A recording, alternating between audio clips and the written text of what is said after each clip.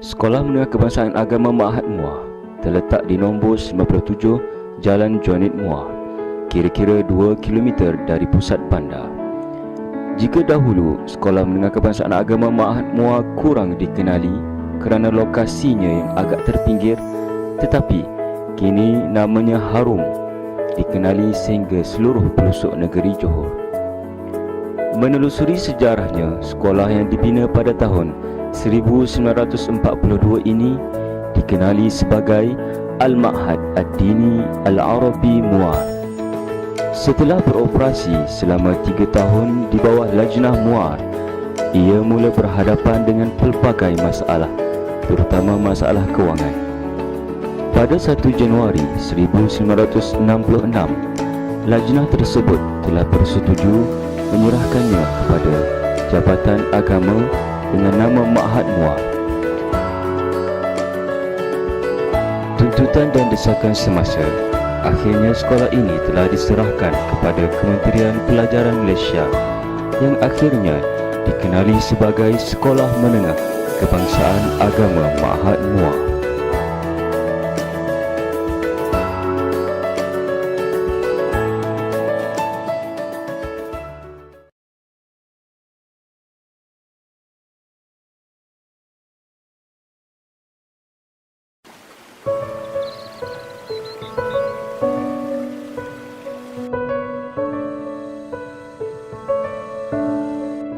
Kehidupan sebagai seorang pelajar di Sekolah Menengah Kebangsaan Agama Ma'had Muar tidak lari daripada mengikuti jadual harian yang telah ditetapkan. Setelah tahfiz model ulul albab dijalankan di sekolah ini, semua pelajar dikehendaki untuk menginap di asrama. Hal ini bagi membolehkan kurikulum bersepadu tahfiz KBT dapat diikuti berdasarkan garis panduan yang telah ditetapkan. 2 subjek yang dipelajari oleh pelajar melalui kurikulum ini ialah Hifz Al-Quran dan Maharat Al-Quran. Oleh itu, jadual harian bagi setiap pelajar merangkumi keseluruhan aktiviti bermula daripada awal pagi sehingga pada waktu malam.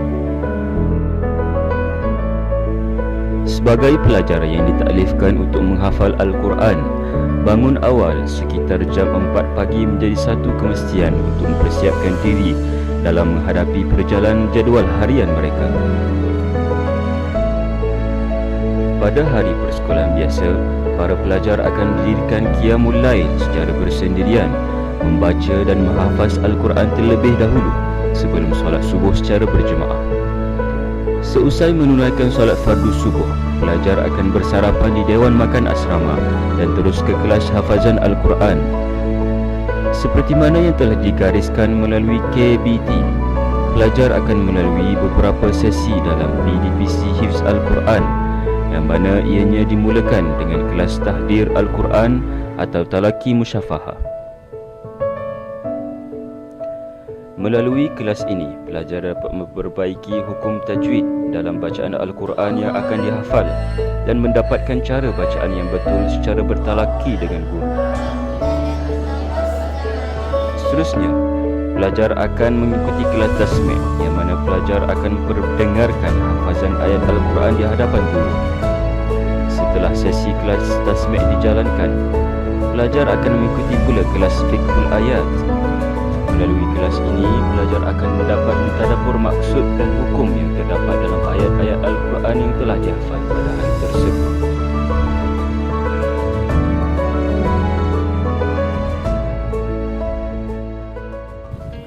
Setiap hari, pelajar akan memulakan sesi pembelajaran dengan kelas hafazan Al-Quran, dan setelah tamat kelas ini, pelajar akan bergerak ke kelas masing-masing bagi mengikuti pengajian akademik yang lain. Kelas untuk mata pelajaran Maharat Al-Quran pula akan dijalankan pada waktu yang ditetapkan seperti kelas akademik yang lain.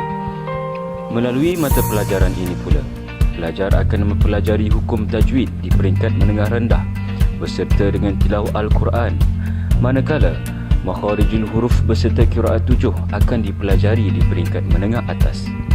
Amin, hamdan syukur, hamzah wayam dan juga wayam kisani Abu Al-Haris Al-Duri. Itulah 7 imam qiraat kita. Aliran sains Stooling juga dipelajari oleh pelajar yang berada di peringkat menengah atas. Hal ini bertepatan dengan hasrat Kementerian Pelajaran Malaysia yang ingin melahirkan hufaz profesional di negara ini.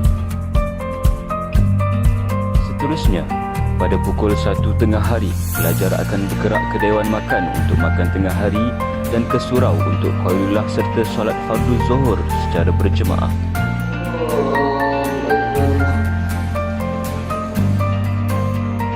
Pukul 2 petang, pelajar akan menyambung kelas akademik seperti biasa sehingga pukul 3.30 petang bagi peringkat menengah rendah dan 4 petang bagi pelajar yang berada di peringkat menengah atas.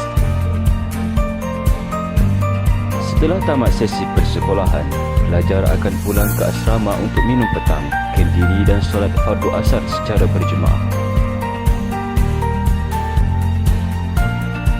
Selepas membaca Al-Ma'thurat, pelajar akan beriadah sehingga jam 6 petang. Pada waktu ini juga, pelajar yang terlibat dengan aktiviti co-kurikulum serta co-akademik akan menjalani latihan seperti latihan sukan, kawat, bicara berirama, syarahan dan sebagainya.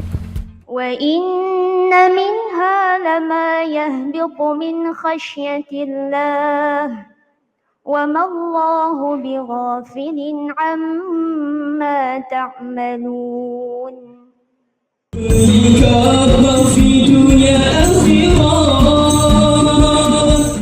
Pelajar akan kendiri dan makan malam sehingga pukul 6.45 petang setelah selesai beriadah. Setelah itu, pelajar akan bergerak ke lokasi yang ditetapkan untuk mengikuti kelas persediaan hafazan Al-Quran atau kelas malam, iaitu di Surau Umar Abdul Aziz dan Surau Al-Muhajirin. Kelas persediaan hafazan dijalankan bermula jam 7 hingga 9 malam dan perjalanan kelas ini dipantau oleh guru mengikut jadual yang telah disediakan.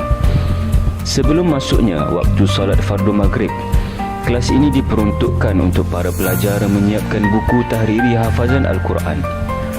Setelah mendirikan solat fardu maghrib secara berjemaah, pelajar akan mengikuti kelas persediaan hafazan sehingga tiba waktu solat fardu isya.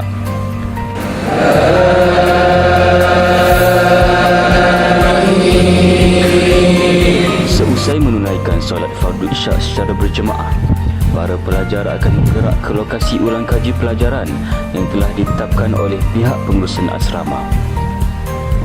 Tepat jam 10.30 malam, iaitu berakhirnya waktu ulang kaji pelajaran, pelajar seterusnya akan disajikan dengan kudapan malam. Surah Al-Mulk akan dibaca secara berjemaah setelah selesai kudapan malam, mengakhiri jadual harian setiap pelajar.